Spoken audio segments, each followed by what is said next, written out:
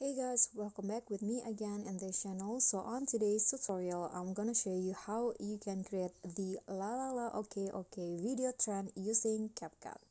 So this trend is now trending on TikTok, and if you want to create one, here's how you do that. So first, just add a photo or video to CapCut and go to overlay and add this Lalala okay video as an overlay. So this one's right here. I got this from TikTok, and you can just find it one, add it like this, fit the size with your photo.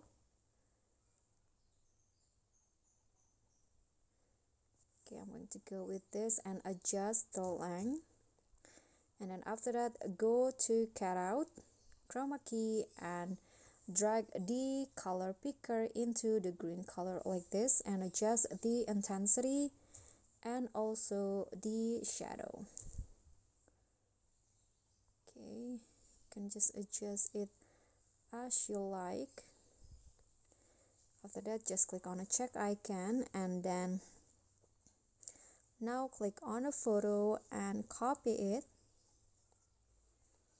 make it as overlay, the copied version, and drag it to the bottom like so, and remove its background. So go to cutout and remove the background.